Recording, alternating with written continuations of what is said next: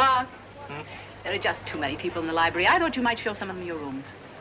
I don't know, Carrie. I haven't seen them myself since I came back. Celia, I told you about them in Mexico. Yes, Mark, I'd love to see them. If you have to, Mark, to split them up. I'll suggest games to the others. Very well, Carrie. Let's go and see how many customers we have. Rooms? Mark has a hobby. He collects rooms like some people collect butterflies. They're somehow connected with happy events. He has a theory. But under certain conditions, a room can influence or even determine the actions of the people living in it. Now, the first room that you're about to see is the salon of the Comtesse de Breux-Manoir. It was sealed by her husband on the morning of August 25th, 1572. Beautiful.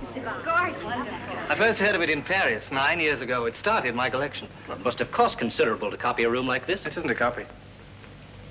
These are the original rooms, down to the last detail, as much as possible. I bet there's a love story. Not exactly. What happened? Murder, my dear. It was the eve of St. Bartholomew's Day.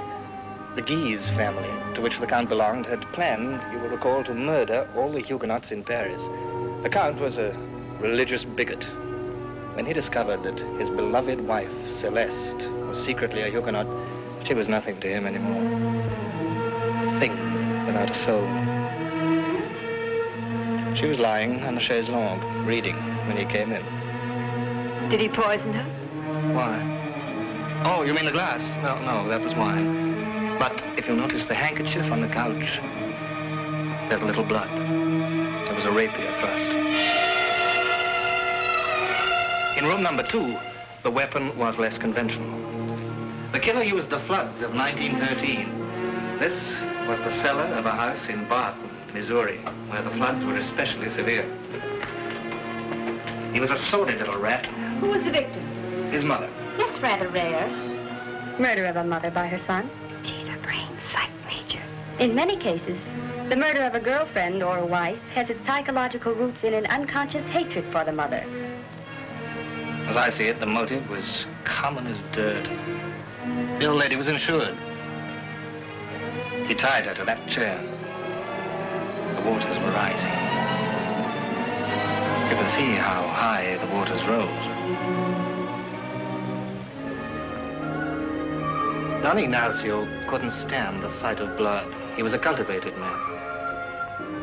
As you can see by this room, even in the wilderness of Paraguay, in his hacienda surrounded by desolate pampas, he lived a cosmopolitan life. He'd been educated in Paris. To Don Ignacio, murder, as well as love, was a fine art. And in both, he was a master and a perfectionist. Constancia, Maria, Isabella, they were all girls of flawless beauty. Before Don Ignacio faced the firing squad, he swore that he never intended to murder. But what he hoped for was an ultimate and lasting love. But something. He spoke of an unholy emanation from this room, drove him inevitably to kill. Pretty far-fetched. To Don Ignacio, it seemed the most apt. A pity for him that in his day nothing was known yet about psychoanalysis. You think the room had nothing to do with it? Of course it did. Very important. Something happened to him here. Perhaps in his childhood, and he'd made a resolution in this room to kill. His conscious mind had forgotten all about it, but... But he still killed. Match. But he didn't know why. He just had to. But if he'd been able to tell someone, like a psychoanalyst, what it was that happened here, no murder would have been necessary. Unless, of course, his love for his victims made it necessary. Now, our next murderer, compared to Don Ignacio, was a blundering amateur.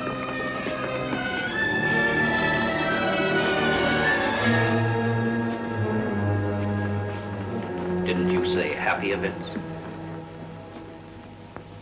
I'm sure that's what Mark said. I must have misunderstood him.